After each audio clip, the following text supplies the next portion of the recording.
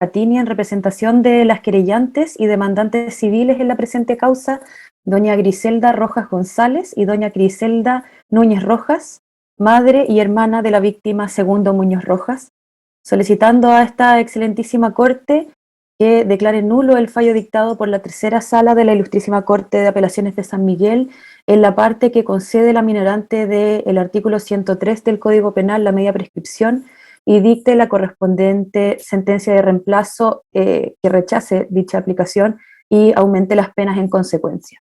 Todo de acuerdo a los argumentos que voy a pasar a exponer sus señorías excelentísimas. Primero me voy a hacer cargo del recurso interpuesto por esta parte y luego de manera breve de los recursos interpuestos por las defensas. Sus señorías, se presenta el recurso invocando la causal establecida en el artículo 546, número 1 del Código de Procedimiento Penal, ya que se ha acogido la minorante de media prescripción respecto de todos los condenados. Y ahí quizás una primera precisión, su señoría, la media prescripción se ha acogido respecto de todos los condenados en la presente causa, señores Aravena, señor Cabello, señor Donoso y señor González. Lo que explica la Corte de Apelaciones de San Miguel en su fallo es que acoge esta minorante respecto de todos, y si bien es cierto, el artículo 103 obliga al juez a considerar los hechos como revestidos de dos o más circunstancias atenuantes muy calificadas sin ningún agravante, explica que la rebaja que permite luego el artículo 68 del Código Penal es facultativa para el juez y por lo tanto decide entonces hacerla efectiva solo respecto del condenado señor Aravena Longa, rebajando la pena impuesta a él en 2 grados, quedando en 8 años en vez de 15 años y un día que había sido impuesto en primera instancia. Respecto del resto, la verdad, su señoría, es que no se hace uso de esta facultad porque las penas que se han impuesto, la verdad, son bastante bajas, son bastante irrisorias, ¿no? A modo de resumen, el señor Aravena Longa fue condenado a 3 años por secuestro simple y a 8 años por el homicidio calificado. El señor Carlos Donoso quedó condenado a 540 días por el secuestro simple y 5 años y un día por el homicidio calificado, porque fue condenado como cómplice. El señor Eduardo Cabello Villena fue condenado a 540 días por el secuestro simple, pena remitida, y el señor Ciro González Hernández a 540 días por el secuestro simple, también pena remitida. Su señoría, para encuadrar bien los alegatos que haré, creo importante también recordar los hechos de la causa. Segundo Muñoz era un obrero campesino, tenía 19 años de edad, ninguna militancia política. Fue detenido el 11 de octubre del año 73 en horas de la noche, a las 22 horas aproximadamente, desde su domicilio, por el teniente Gerardo Aravena Longa y por personal de carabineros de la tenencia de Curacaví que estaba a su cargo, entre ellos el carabinero Ciro González Hernández. La víctima es luego trasladada también esa misma noche a la unidad policial, a la tenencia de Curacaví, que también estaba a cargo del señor Aravena Longa, donde se le mantiene encerrado y sufre bastantes maltratos físicos hasta el día 14 de octubre del año 73, cuando es sacado de madrugada de la unidad policial por, entre otros, es encerrado en la unidad policial, su señoría, donde es custodiado, ¿cierto?, de manera directa por los carabineros Eduardo Matías Cabello Villena y Carlos Patricio Donoso Figueroa.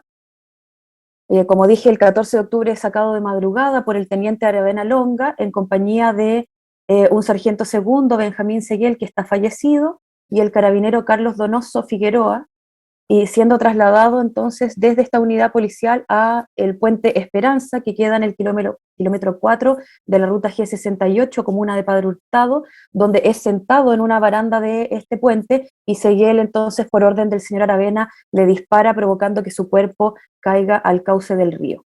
El cuerpo de la víctima, su señoría, es encontrado en dicho lugar y es remitido al servicio médico legal, donde se determinó que fallece entonces por el impacto de bala que sufre en el sector del abdomen.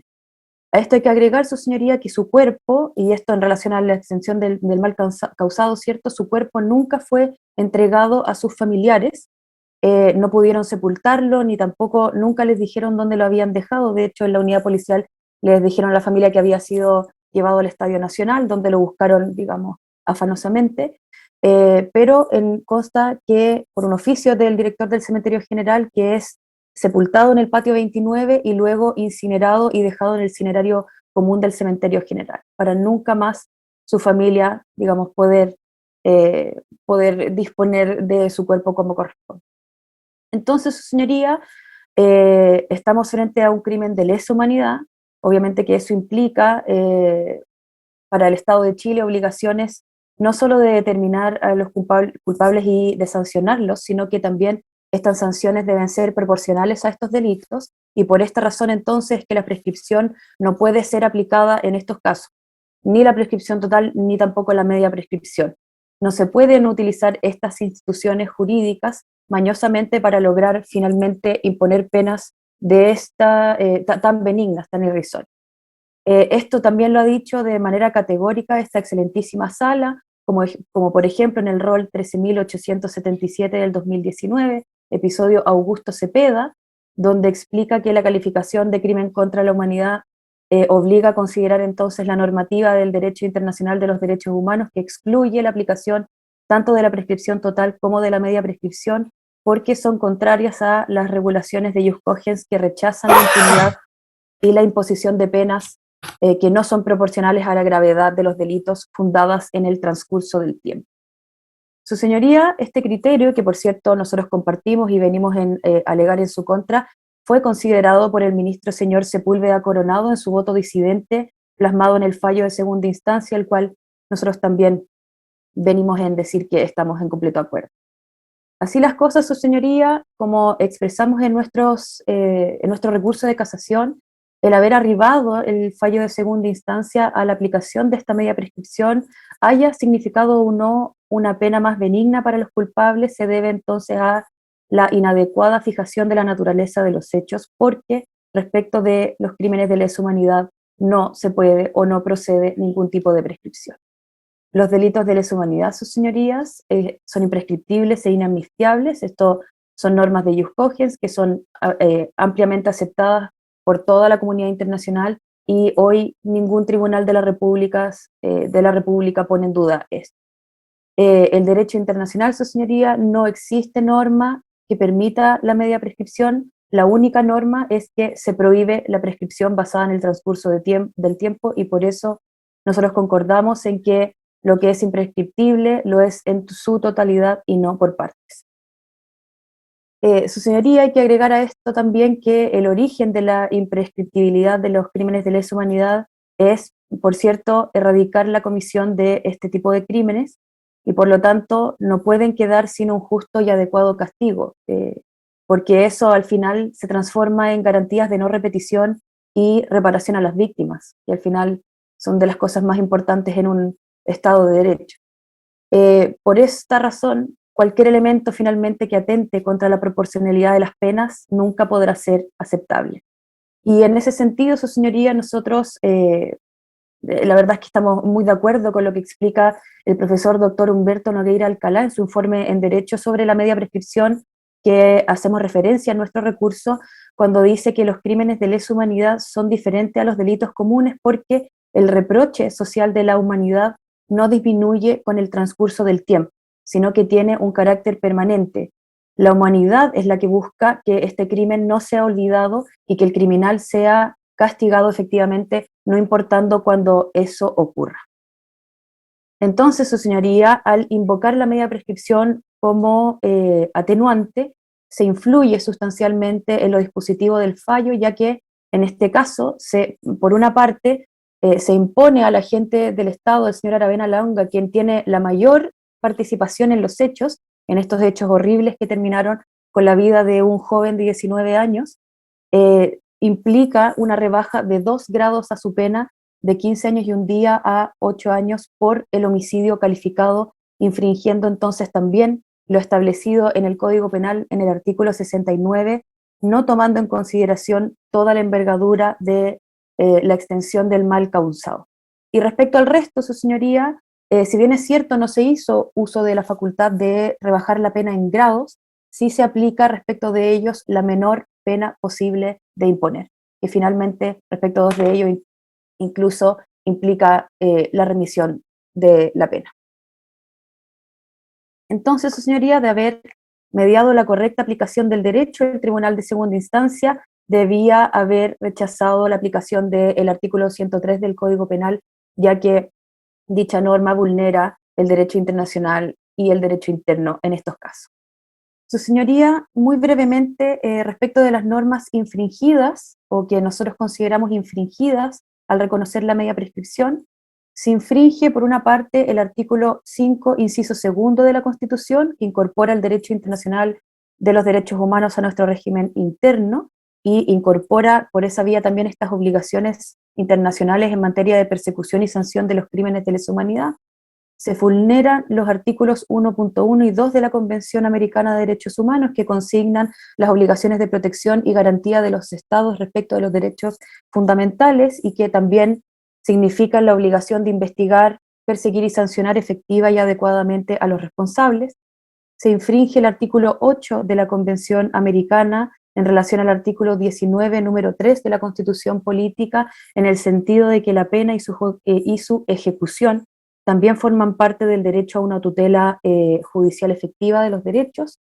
Se violenta también el artículo 4, número 2 de la Convención contra la Tortura, que determina imperativamente el principio de proporcionalidad de las penas, principio que también se encuentra expresamente establecido en otros instrumentos, como la Convención sobre Prevención y Castigo de los Delitos contra Personas Internacionalmente Protegidas, en su artículo número 2, artículo 2, número 2, y la Convención Interamericana sobre Desaparición Forzada de Personas, en su artículo 3. La proporcionalidad implica que las penas tienen que ser acordes o se tiene que castigar adecuadamente según la gravedad del delito. Hay que agregar, su señoría, y respecto de este principio de proporcionalidad, que la Corte Interamericana también ha hecho explicación de ello en sus fallos, y ha dicho expresamente que la proporcionalidad es necesaria para el respeto y garantía del derecho de acceso a la justicia y el derecho a la verdad, y también como parte de estas obligaciones de investigar, juzgar y sancionar a los culpables. Señoría, también se infringe el artículo 131 del Convenio de Ginebra, que determina la prohibición de los estados de exonerarse de responsabilidad. Habiendo impuesto penas tan benignas, también es una forma de exoneración de responsabilidad.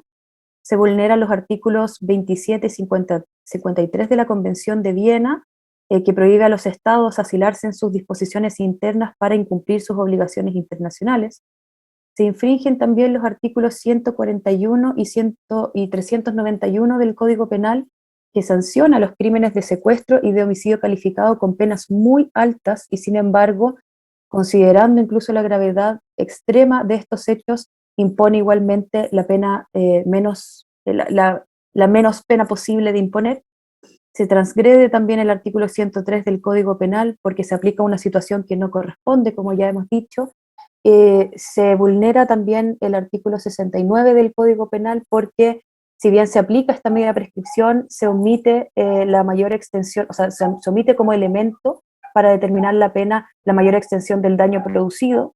Recordemos, persona de 19 años, joven, sin militancia, sin explicación ni provocación, es detenido, asesinado y desaparecido. Todas estas infracciones también, sus señorías excelentísimas, dicen o tienen relación también con los artículos 15, 18, 21, 64 y 68 del Código Penal. Entonces, su señoría, en relación a lo alegado por esta parte en su recurso, de no haberse incurrido entonces en esta causal del 546 número 1 del Código de Procedimiento Penal, en relación a la normativa que acabo de explicar, la sentencia de segundo grado entonces debió aplicar a los condenados penas superiores a las que arriba, más acorde a la gravedad de los hechos, y especialmente en el caso del señor Aravena Longa, que le rebaja la pena en 2 grados por aplicación del 103 del Código. Su señoría, brevemente en relación a los recursos de casación de las defensas. Escuchamos las alegaciones primero sobre la casación interpuesta por la defensa del señor Eduardo Cabello Villena, que es autor de secuestro, y Carlos Donoso Figueroa, quien es autor de secuestro y cómplice del homicidio calificado.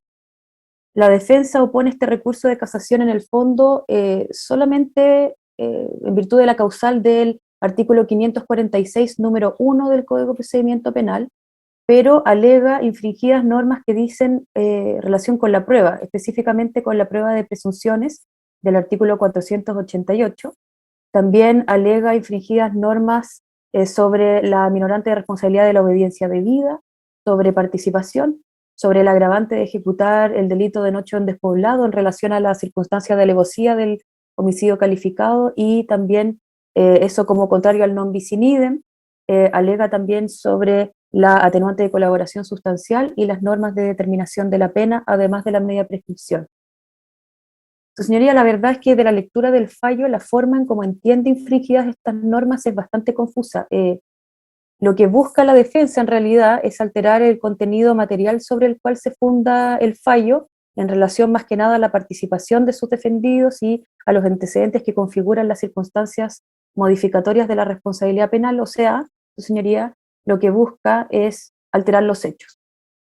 Pero no está alegando la causal del artículo número 546, número 7, en conjunto con la del número 1. No está alegando infringidas las leyes reguladoras de la prueba. Incluso, señoría, señala expresamente, como ya había adelantado, que se infringe una norma reguladora de la prueba, que es de las presunciones. Lo que discute finalmente la defensa son los hechos fijados. Y si lo que está buscando la defensa es probar la inocencia por falta de participación de sus representantes, por supuestamente no tener el dominio del hecho, entonces la forma en cómo está planteado el fallo, el recurso, señoría, no puede prosperar en ese sentido. Así, de hecho, también lo ha explicado esta excelentísima sala en el sentido de que deben ambas causales alegarse conjuntamente, solo a modo de ejemplo en el rol 44.349 del 2017, donde declaran inadmisible un recurso de casación por digamos, por esta razón. Ahora, de todas formas, señorías, sobre el primer error de derecho que alega, dice que se da por establecida la participación de sus defendidos por medios de prueba que carecen de la entidad necesaria, atribuyendo entonces una responsabilidad que no se encuadra dentro del tipo penal. Y respecto de esto, hace alegaciones en relación a el artículo 10, número 10 del Código Penal sobre el cumplimiento de un deber. Hay que reforzar, su señoría, como ya dije en un principio, que estamos frente a un recurso de derecho estricto. No procede entonces un recurso de apelación encubierto, si se quiere. En este acápite hace referencia a puras cuestiones en relación a los hechos y las pruebas, sin haber invocado la causal correcta, sin tener claridad, citando declaraciones de testigos cuya foja no dice o no menciona, diciendo muchas veces con distintas palabras que finalmente sus representados no son culpables porque no, o sea, porque estaban recibiendo orden. ¿Ya? Y tampoco explica cómo se ha incumplido el artículo 488, qué requisitos no cumple, no explica nada. Sobre el segundo error de derecho que alega, señoría, en relación a esta supuesta infracción al principio de non bis in idem por aplicarse la agravante del artículo 12, número 12, y también tener por configurada la alevosía en el homicidio calificado, creemos, señoría, que el fallo de segunda instancia explica bien por qué no es incompatible aplicar estas dos figuras. Esto lo hace en el considerando cuarto.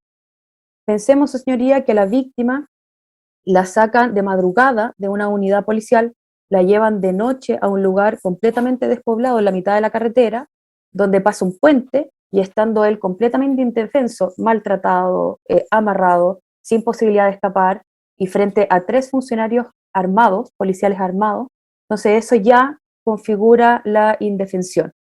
Por supuesto que existen dos cosas. Una es la indefensión, actuar sobre seguro respecto de la alevosía, ¿cierto? Que ya con estos datos ya se configura, y además refuerza lo otro, el hecho de que se haya hecho de noche y en despoblado. Señoría, respecto de la aplicación del 12, número 12 en relación al delito de secuestro, que también lo escuchamos en las alegaciones de la defensa, solamente agregar que segundo Muñoz, la víctima, fue detenida por personal de carabineros y luego encerrada también en la unidad policial, lo que ocurre también de noche. se cumplen esas dos. No es que haya sido detenido e inmediatamente llevado a el Puente Esperanza donde es asesinado, sino que es detenido, encerrado por 3 días en la unidad policial y luego asesinado. Sería por último sobre el tercer error de derecho que alega es el reconocimiento de 3 atenuantes o el no reconocimiento de 3 atenuantes. Habla del artículo 103 que supuestamente no aplica el tribunal, el no reconocimiento del atenuante del artículo 11 número 9 y el no reconocimiento del artículo 211 del Código de Justicia Militar. Sobre el artículo 103, su señoría, ya hemos explicado que no aplica, esto es un tema bastante zanjado en la jurisprudencia de esta excelentísima sala también. Respecto al artículo 11 número 9, su señoría, no cualquier colaboración se puede entender como sustancial. Y eso también lo ha dicho la jurisprudencia en innumerables fallos. La colaboración sustancial es solamente aquella que significa poner en conocimiento del tribunal antecedentes que de otra manera no hubiera podido saber, que este no es el caso. Y en relación a la obediencia indebida del artículo 211 del Código de Justicia Militar, tampoco aplica porque estamos frente a crímenes de lesa humanidad y eso también es un tema bastante zanjado. Ahora, por otra parte, también resumidamente en relación al recurso de casación en el fondo interpuesto por la defensa del señor Aravena Longa, la defensa interpone este recurso en las causales del artículo 546, número 1, en relación al número 7, y también la del número 2 de dicho artículo. Las alegaciones se resumen en que, primero, no se concede al señor Aravena Longa el atenuante del 11 número 6, pero su señoría, como bien consigna el fallo de primera instancia, en el considerando 62º, consta en la causa el extracto de filiación y antecedentes del señor Aravena Longa, y el señor Aravena Longa ya tenía 5 homicidios calificados perpetrados con fecha anterior a estos hechos, y ya condenado. Consta que ya llevaba 5 homicidios calificados. El señor Aravena Longa, si bien era autoridad, digamos, en una unidad policial bastante pequeña, no era un funcionario joven que no sabía lo que estaba haciendo su señoría.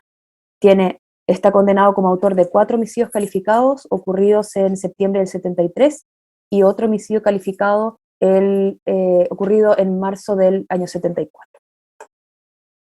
Señoría también alega que no se concede la minorante del 11 número 9 porque el condenado habría confesado su participación. Respecto de este punto, la verdad es que hay que hacer una precisión importante.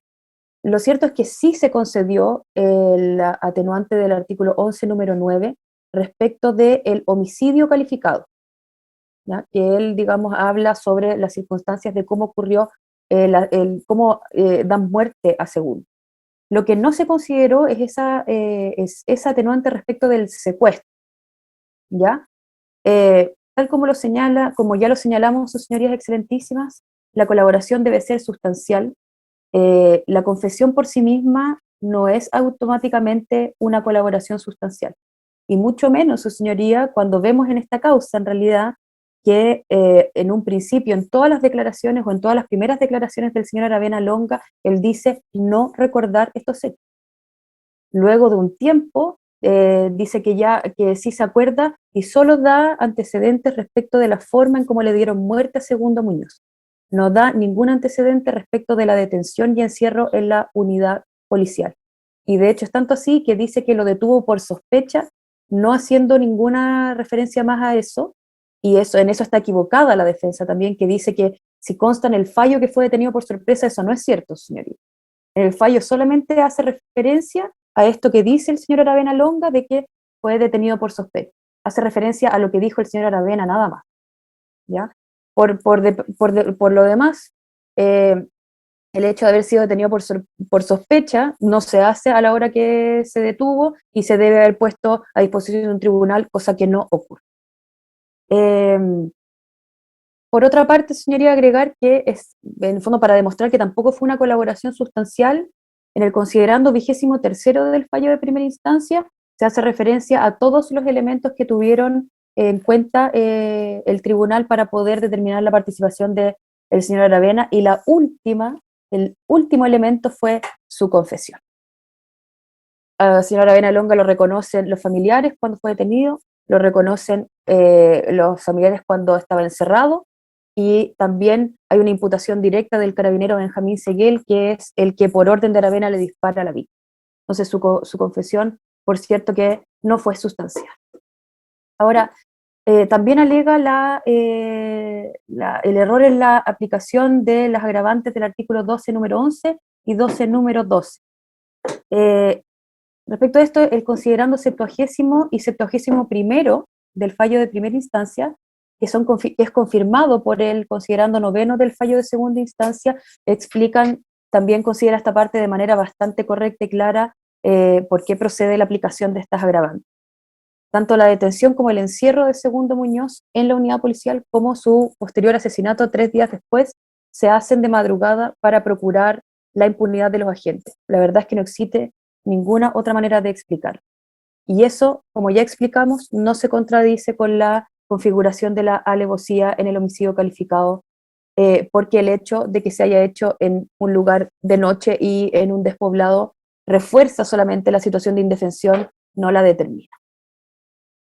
Su señoría, por último, en cuanto a la infracción del artículo 141 del Código Penal, porque alega la defensa que se trataría solo de un homicidio calificado y no un secuestro más un homicidio calificado. Si uno ve, digamos, cómo se desenvolvieron los hechos, hay dos momentos que son completamente identificables, ¿cierto? Uno es la detención ocurrida el 11 de octubre del 73 y el encierro de la unidad policial, todo eso ocurrido de noche, y luego otro momento que 3 días después, luego de haber sido maltratado también en la unidad la víctima, 3 días después lo sacan, lo trasladan a este lugar y lo asesinan. No es solamente un homicidio calificado. De hecho, la ministra explica también que por qué, digamos, tiene por configurado estos dos delitos es porque es la única manera de encuadrar todas las participaciones correctamente.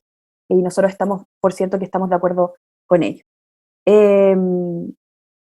Ya. Y lo último, su señoría, ahora sí, es la infracción a lo que llama el jus cogens relativo a los viejos, tal cual lo dice en su recurso. La verdad es que llama la atención a esta parte, este hilo argumentativo, su señoría.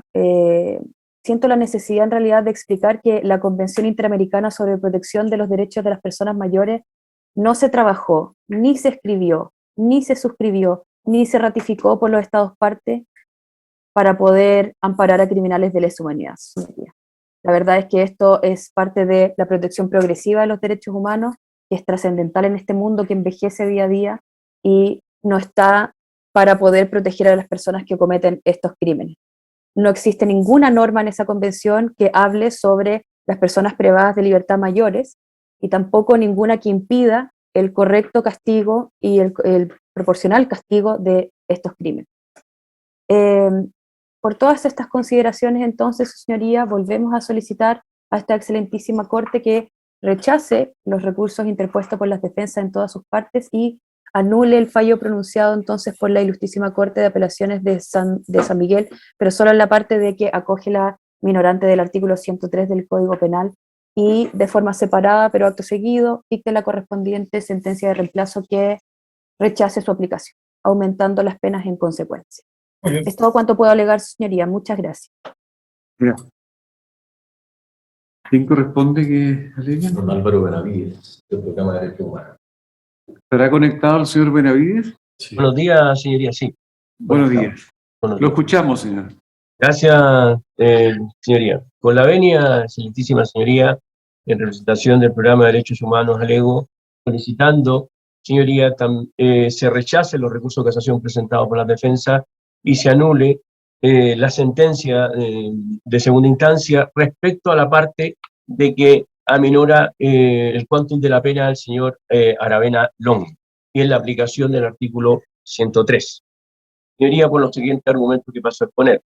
En la causal de casación de esta parte, señoría, está relacionada con el artículo 546, número 1, en relación a 68 y 69 del Código Penal, entendiendo, señoría, que hay una calificación de los hechos y hay que adolece de un error de derecho en la aplicación del artículo 103, entendiendo que esta rebaja en 2 grados al señor Aravena Longa totalmente apartada, arbitraria y apartada de derecho.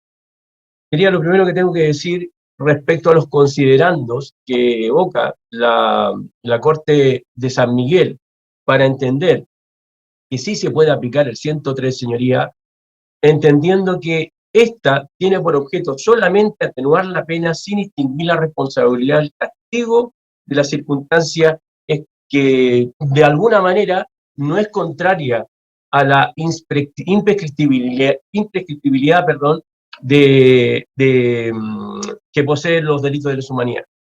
Señoría, aquí este argumento para esta parte nos parece no solamente contrario, sino que anacrónico respecto a las sentencias que mi colega Andrea Gatini acaba de enumerar y que no me voy a referir por economía procesal, pero creo que hay puntos que ya están zanjados de alguna manera por esta excelentísima Corte respecto a la aplicación de la medida gradual del artículo 103. Podríamos incluso insistir en esta enumeración, señoría, pero está más que claro que el artículo 103 lo que hace, señoría, en efecto, es precisamente no solamente atenuar, sino que tiene una consideración del punto de vista de los derechos humanos, y de la Corte Interamericana incluso lo ha dicho, que puede tener efectos de alguna manera de impunidad, respecto a las personas que realizan estos ilícitos. Por lo tanto, señoría, me parece que al decir este argumento, la Corte de Apelaciones, y al establecer que, además, en su considerando números 6, 7 y 8, dice que es la mayoría, que es la situación de la mayoría de la jurisprudencia y de la doctrina que tiene sustento y fundamento en esta aplicación. Señoría, ya esta parte ha alegado 3 sentencias el año pasado, en noviembre y diciembre, en la cual esta misma Corte ha zanjado no solamente el tema del 103, sino también la responsabilidad, por ejemplo, del mando y el contexto histórico de la situación en que se realizan los hechos ilícitos de crímenes de lesa humanidad. Señorías, son las más recientes, por lo tanto, no entendemos por qué razón este artículo se sigue aplicando por la Corte de Apelaciones de San Miguel. El otro argumento, señoría, que instala la Corte de San Miguel, dice que en el argumento del 57º del fallo, de alguna manera, dice que hay un transcurso del tiempo. En este transcurso del tiempo, señoría, los procesados, las personas procesadas y acusadas, no estaban presentes durante la investigación del caso. Señoría, esto no es así. Todos los procesados, incluso el señor Aravena Longa, se encontraba presente en el desarrollo de todo el proceso. Entonces, otra argumentación, señoría, que para nosotros no nos parece que no tenga un fundamento real.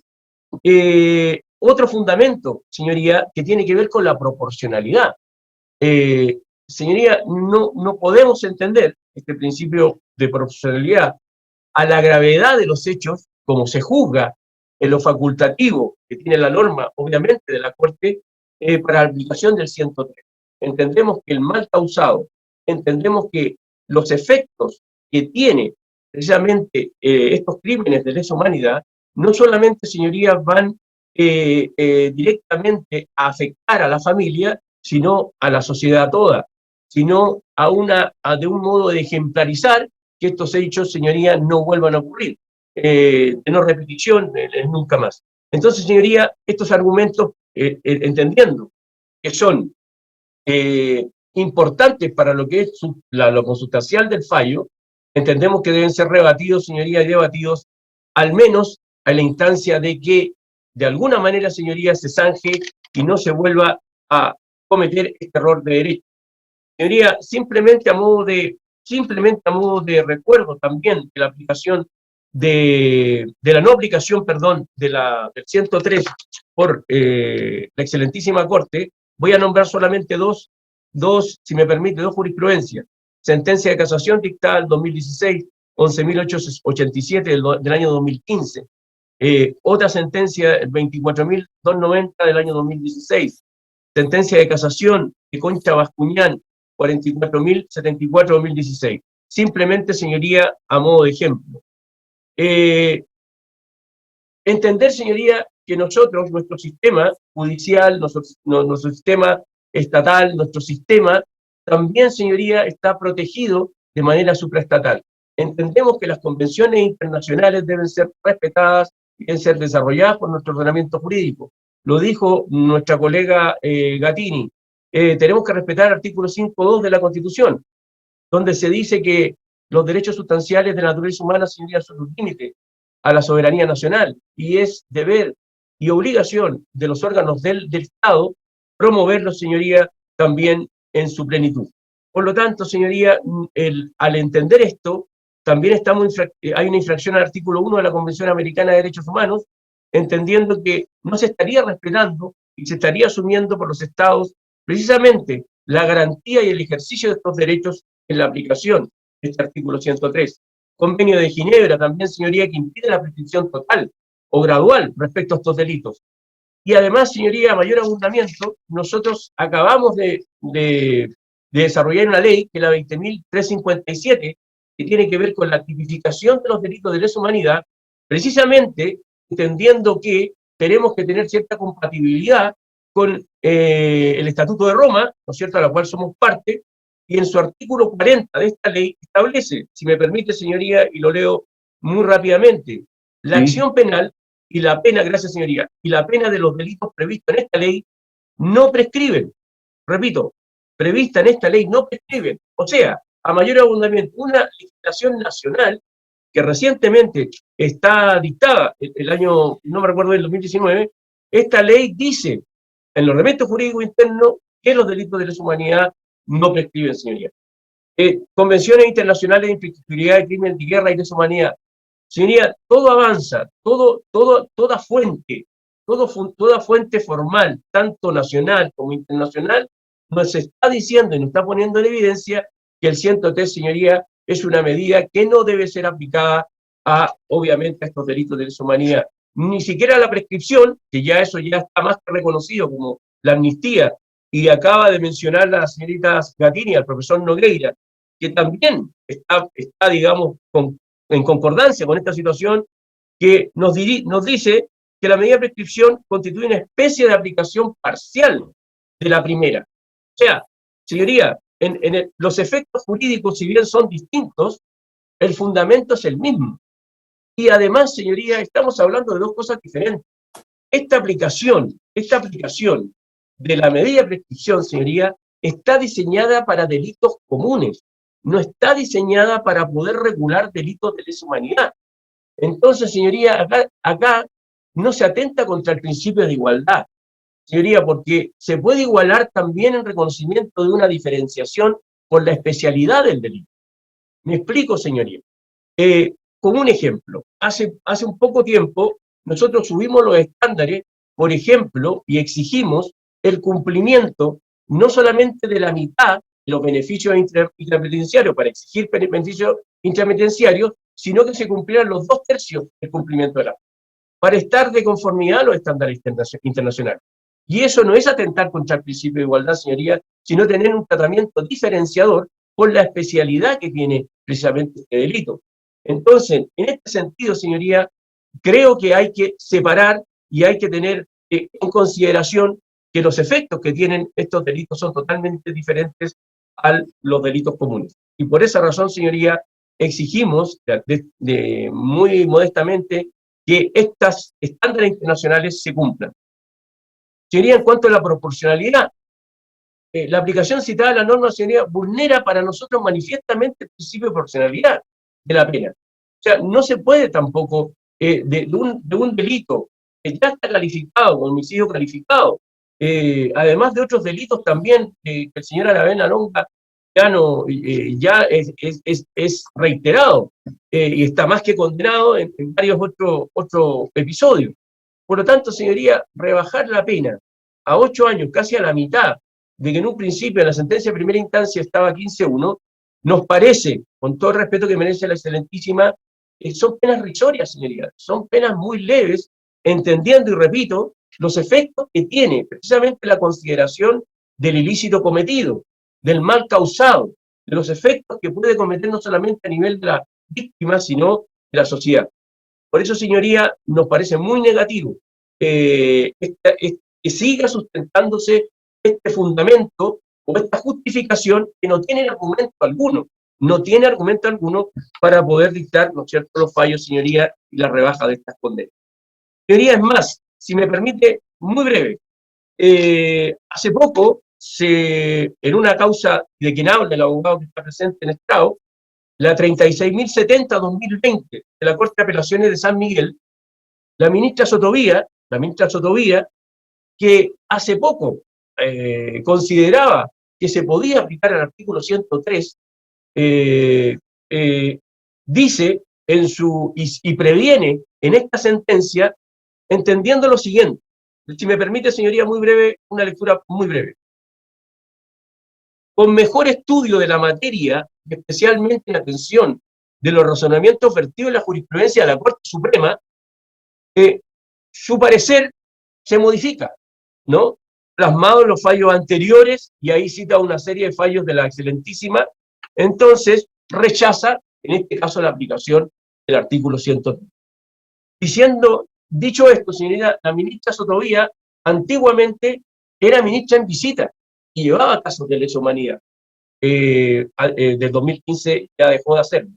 Pero a lo que quiero llegar a este punto, señoría, que claro, ¿por qué tardamos tanto en entender que esta aplicación ya no se debe y no tiene fundamento alguno por ningún tipo de ordenamiento jurídico ni nacional ni internacional? Y termino, señoría, simplemente que ya esta aplicación para nosotros, las personas que estamos trabajando en el programa y también los abogados particulares, los creyentes particulares, primero es desproporcional, señoría, no se puede, creo yo, manifestar hoy una aplicación y una rebaja de la condena. Abogado, perdóneme, pero está reiterando sus argumentos que hemos escuchado con... Sí, termino, señoría, termino. Simplemente solicitando, señoría, que se anule, ¿no es cierto?, la sentencia dictada por la Corte Suprema y se rechace los recursos de casación de las defensas. Gracias, señoría. Gracias a usted. Acojo eso. Bueno.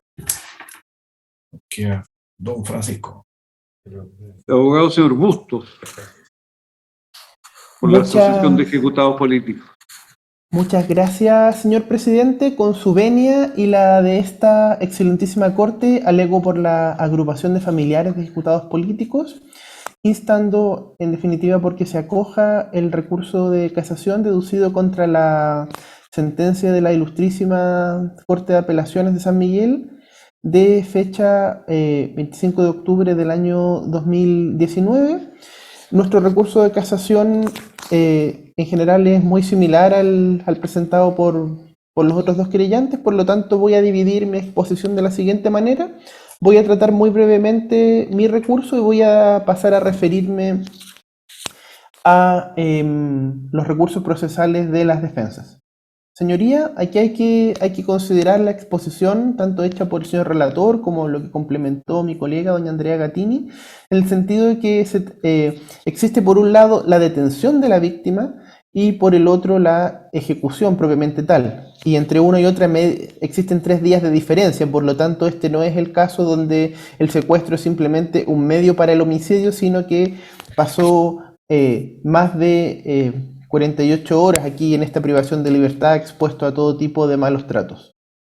En ese sentido también no es correcto decir que aquí simplemente se acusa a las personas, como dijeron las defensas, un poco al voleo, simplemente por haber estado en la comisaría. Aquí, en primer lugar, la acusación se presentó por secuestro calificado, pero durante el transcurso del plenario, después al momento de aquilatar la prueba, la ministra Marianela Cifuentes logra dividir cuál fue la concreta participación de cada uno. En su caso, el señor Aravena Longa está condenado como autor de secuestro simple y como autor de homicidio calificado, y los otros recurrentes, los señores Cabello Villena, solamente como autor de secuestro simple, y el señor Donoso Figueroa como autor de secuestro simple y cómplice de homicidio calificado, y hay otras personas, uno que fue absuelto y otro que fue condenado por secuestro simple. Entonces, en ese sentido,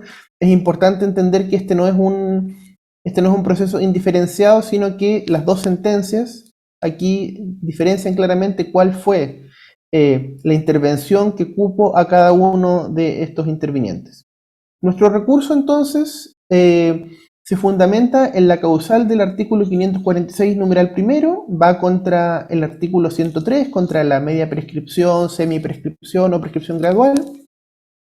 Las normas justamente son el artículo 103 y otras reglas que permitieron esta aplicación. Y respecto del desarrollo voy a descansar en lo que han dicho mis colegas. Respecto de los crímenes de derecho internacional existe una exigencia de castigo y esta exigencia de castigo ha hecho surgir otras reglas. Incluso aunque hoy día nosotros asociemos los crímenes internacionales con la imprescriptibilidad, lo cierto es que incluso la imprescriptibilidad surge como una manifestación o un desarrollo de esta exigencia de castigo, ¿no? En el juicio de Nuremberg no fue necesaria, precisamente porque los hechos acababan de ocurrir y los criminales estaban con las manos ensangrentadas. Simplemente con el devenir del tiempo, ya en los años 60, cuando muchos criminales han logrado, digamos, evadir el castigo, evadir los procedimientos internacionales o domésticos, es que se desarrolla esta regla. Y aquí uno puede ver que a nivel interno encontramos comentarios de autores como don Rafael Fontecilla o don Eduardo Novoa Monreal, que defienden aquí la imprescriptibilidad. Y es justamente emparentado con esto que debemos entender lo que es la exigencia de proporcionalidad si atendemos también a que la imprescriptibilidad, a que la prescripción participa de la misma naturaleza que la prescripción gradual, como han dicho don Eduardo Novoa o don José Luis Guzmán. Existen diversos instrumentos internacionales que han sido citados en fallos de esta excelentísima Corte Suprema, como por ejemplo el artículo 7.1 de la Convención para la Protección de las Personas contra las Desapariciones Forzadas. En este caso la víctima la víctima se encuentra en esta suerte de limbo jurídico de ser ejecutado sin entrega de restos, que yo diría que para todo efecto participa del carácter de una víctima de desaparición forzada. El artículo 4.2 de la Convención contra la Tortura refuerza esta idea de una exigencia de proporcionalidad, o también lo que son los principios relativos a la eficaz prevención e investigación de las ejecuciones extrajudiciales, arbitrarias o sumarias, el principio primero. Entonces, existe una exigencia de proporcionalidad que por lo demás, insisto, ha sido ratificada por sentencias de esta excelentísima Corte Suprema. La doctrina siempre ha sido muy crítica de la prescripción gradual. Encontramos un artículo de la profesora Claudia Cárdenas y de Karina Fernández que nos habla de los estándares para legislar sobre la libertad condicional, y ahí ellas son enfáticas en la proporcionalidad. Y yo diría que, como un último argumento, señalar que el 10 de enero de este año se dio a conocer que la Comisión Interamericana presentó ante la Corte Interamericana el caso Arturo Benito Vega González y otros contra Chile, justamente por la aplicación de la figura de la prescripción gradual. Entonces, este es un vicio que también ha tenido trascendencia. Como dice Waldo Ortúzar, el fallo hubiera sido uno diferente de no haber concurrido este vicio, y por lo tanto debieron haberse mantenido las penas que aplicó en su momento la señora ministra doña María Anela Cifuentes. Así que eso es lo que tengo que decir respecto de mi recurso, y voy a pasar muy brevemente a referirme entonces a lo señalado por las defensas de los sentenciados. Voy a referirme a estos recursos en el mismo orden en que fueron interpuestos, para efectos de claridad. Señoría, respecto del recurso de los inculpados Cabello, Villena y Donoso Figueroa, como bien dijeron mis colegas, estos se presentan simplemente por la causal del artículo 546, numeral primero del Código de Procedimiento Penal. No hay ninguna mención a la causal del artículo 7, sin perjuicio que podemos ver que profusamente se busca modificar los hechos, y es por esto que mi colega, la señora Gatini, ha dicho que esto es más bien una apelación que un recurso de casación.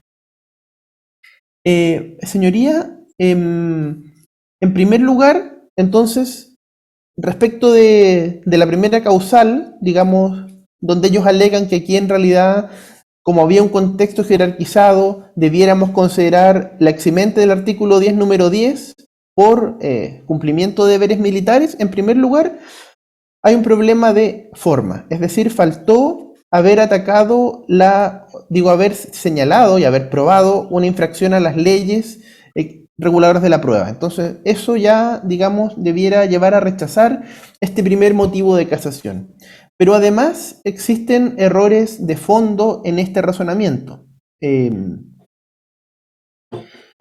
Existen errores de fondo porque justamente no se hace cargo del desarrollo del derecho internacional relativo a los requisitos adicionales que existen respecto de crímenes internacionales para entender que estamos ante una causal de justificación. Por ejemplo, lo que dice el artículo 33, número 1 del Estatuto de Roma, es decir, que debe tratarse de una orden. Ya, en este caso uno podría decir que el señor Aravena Longa tenía competencia para entregar órdenes a sus subordinados, pero además se excluyen las órdenes que sean, o sea, debe haber un desconocimiento de que son órdenes manifiestamente ilícitas, y en caso de crímenes de lesa humanidad, como es detener, torturar a una persona, luego ejecutarla sin forma de juicio en despoblado y deshacerse del cuerpo, ciertamente no cumple ningún tipo de estándar. Por lo tanto, el primer motivo de casación, en primer lugar, no ataca las reglas reguladoras de la prueba y tampoco se hace cargo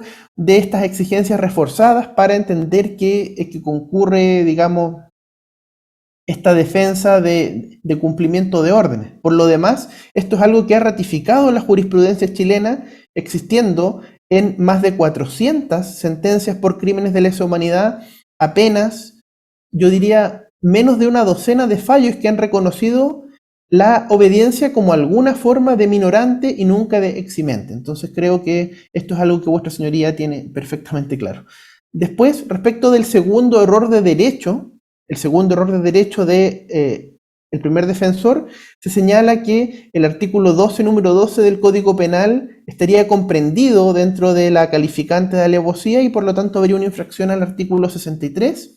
Aquí nuevamente hay un error de forma, faltó atacar las reglas reguladoras de la prueba. Aquí simplemente se casa por el 546 número 1, pero además yo diría que es una defensa incompatible porque por un lado se busca un eximente y por el otro se busca rebajar la pena. Y en cuanto al fondo, no se entrega ningún argumento para decir que no concurre la causal de nocturnidad o despoblado, sino que por el contrario creemos que el tribunal da todos los fundamentos y se cumple lo que la doctrina exige. Aquí el profesor Kinsmiller, en su obra sobre las agravantes, citando a Córdoba Roda y Rodríguez Murullo, señala que entre los requisitos de esta agravante se requiere el haberse prevalido de las condiciones de seguridad y de mínimo riesgo que otorgan actuar de noche o en despoblado. Por lo demás, señoría, la Comisión Interamericana de Derechos Humanos, en su informe sobre Chile del año 2022, reconociendo el gran avance que ha habido en causa de derechos humanos, destaca como uno de los desafíos la no aplicación en ciertas circunstancias de sanciones adecuadas y proporcionales a la gravedad de los crímenes, específicamente notando la falta de aplicación de ciertas agravantes.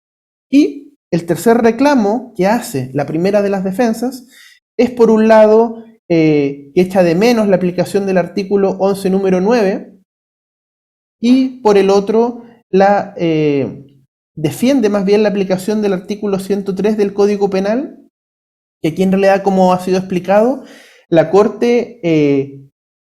Ilustrísima Corte de Apelaciones de San Miguel considera el artículo 103 del Código Penal, pero respecto de solamente rebaja la pena de el sentenciado Aravena Longa, principalmente porque el primero de los recurrentes, el señor Villena Cabello, ya está condenado a una pena de remisión condicional y por lo tanto estima que no es necesario rebajar más la pena. Y respecto de Donoso Figueroa, la Corte tampoco hace una rebaja porque estima que mantener la condena de 5 años y un día es la pena, digamos, adecuada. Entonces lo que está reclamando en buenas cuentas es darle un efecto adicional a este artículo 103, y sobre eso me remito a lo dicho ya al alegar mi recurso y a lo ha dicho también por mis colegas. Es decir, el artículo 103, por un lado, creemos que es absolutamente inaplicable respecto de crímenes de derecho internacional, y por el otro lado, tampoco concurren las condiciones para la colaboración sustancial. Esto lo señala claramente el considerando 66 del fallo de instancia de la señora ministra Marianela Cifuentes, que hace suya la Corte de Apelaciones. Y aquí el fallo es bastante categórico, señala que el imputado Cabello Villena no aportó antecedentes importantes e incluso en las primeras declaraciones él trató de eludir su responsabilidad. Aquí, como ha dicho la doctrina, Novoa, Echeverry, Kinsmiller, para ser sustancial, la colaboración no debe limitarse a detalles intrascendentes, sino debe constituir un aporte efectivo en relación a la participación del imputado. Y eso no ocurre en este caso. Entonces, creemos que, en suma, el primer recurso tiene problemas formales importantes y además tiene errores jurídicos de fondo, por lo tanto debe ser rechazado. Y ahora me hago cargo del recurso de casación del sentenciado Gerardo Aravena Longa. Aquí existen 5 causales, pero voy a referirme a ellas rápidamente.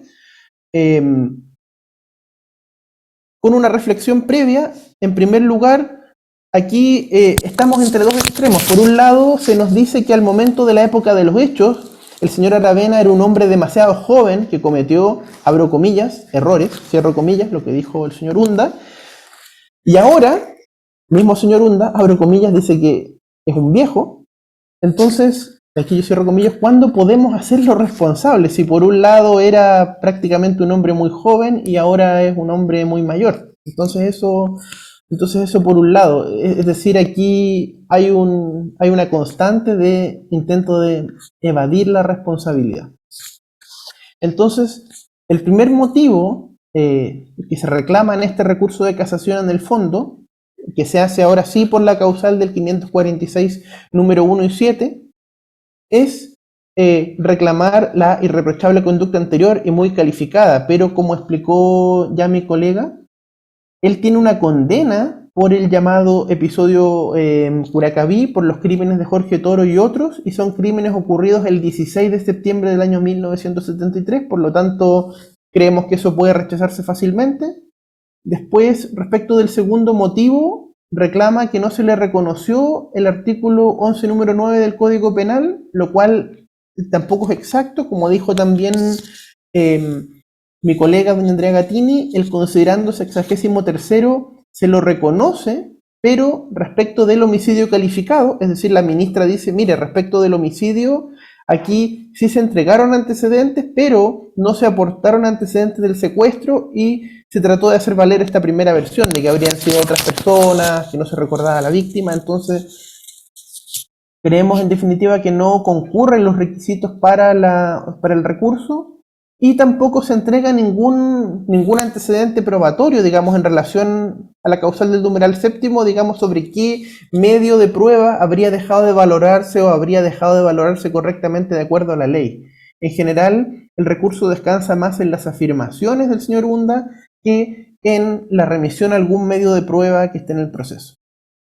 El tercer motivo es la aplicación de las agravantes, y en realidad aquí tampoco con ningún medio de prueba se busca desvirtuar que hayan concurrido, y de hecho dentro de los hechos probados está el auxilio de gente armada, está la comisión del crimen en despoblado, y nos remitimos también a la importancia de que las sentencias reflejen la proporcionalidad de la pena. Después, en el cuarto motivo, se reclama que esto en realidad debiera tratarse como un delito de detención ilegal, esta figura privilegiada, porque supuestamente habría estado en uso de la detención por sospecha. Y aquí esto ya se ha afirmado. En primer lugar, es raro cometer un allanamiento en la noche con gente armada para detener por sospecha. Digamos, la hipótesis de esta antigua figura de detención por sospecha en general, una detención en la vía pública, pero además, desde el año 2004, la excelentísima Corte Suprema ha hecho suya esta tesis del profesor Bascuñán Rodríguez, en razón de que el privilegio de la detención ilegal está en conexión con que la actuación del funcionario pueda ser reconducida al sistema institucional de privación de libertad con poner al detenido a disposición de un tribunal o de alguna autoridad, y en este caso eso no ocurre. En este caso es un secuestro para, en su caso, torturar a una persona, ejecutarla y luego deshacerse del cuerpo. Por lo tanto, aquí descansamos en la doctrina de la excelentísima Corte Suprema, que por lo demás ha sido, digamos, ratificada por diversos autores. Por ejemplo, en la última edición de su obra, los profesores Matus y Ramírez dan cuenta que el delito de secuestro simple o calificado tiene por sujeto activo, por regla general, a un particular o bien un funcionario que actúe fuera de la esfera de sus atribuciones, como es el caso aquí de los agentes de la comisaría de Curacaví. Y, por último, para terminar dentro de tiempo, el quinto motivo, yo diría que es el más llamativo, el quinto motivo de casación, y aquí cito textual lo que dice el fallo, comillas: no respetar a los viejos constituye una lesa humanidad, cierro comillas.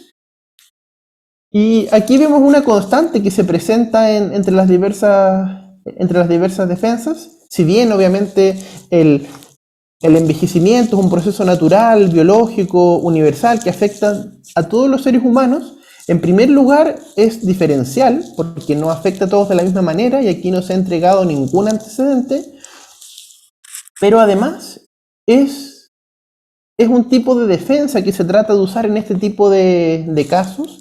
Y aquí quiero citar a una autora argentina, que es Adriana Taboada, que escribió una columna muy interesante llamada Entre el derecho y la impunidad, el viejismo, y se toma de un concepto desarrollado por un psiquiatra norteamericano, Robert Butler, que es ageism, viejismo, que es un neologismo que busca constatar este lugar común de asociar, este estereotipo de asociar la vejez a la falta de responsabilidad, de asociar la vejez a una suerte de no saber lo que está pasando, y que aquí se usa interesadamente, digamos, en contexto de crímenes de lesa humanidad para tratar de disminuir, digamos, la sentencia. Por lo tanto, en este caso concreto, no se da ningún antecedente de la particular situación del señor Aravena, situación que por lo demás, si es que, no sé, llegara al grado de la demencia, alguna enfermedad, el Código de Procedimiento Penal tiene los remedios procesales, y se trata simplemente de hacer ver que como es una persona mayor, prácticamente está exenta de toda responsabilidad, y no se puede aceptar eso, ni menos hacer ver que las obligaciones que existen respecto de las personas mayores, por sí y ante sí, digamos, representan o forman parte del núcleo del jus cogens, es decir, también hay errores conceptuales gruesos y de fondo. Por lo tanto, señoría, los recursos de ambas defensas deben ser rechazados, y termino mis alegaciones instando entonces porque esta excelentísima sala anule la sentencia del 25 de octubre del año 2019 y, sin nueva vista pero de forma separada, dicte la sentencia que corresponda de acuerdo a derecho, dejando sin efecto esta aplicación de la figura de la prescripción gradual. Termino ahí mis alegaciones, señoría excelentísima. Muy bien. Era el último de los alegatos, ¿no? Así es. Estamos por concluida la vista de esta causa. Muchas gracias. Buenos días, señorita. Muy buenos días, Gracias a usted. señoría. Buenos días. Buenos días. Hasta luego. Hasta luego.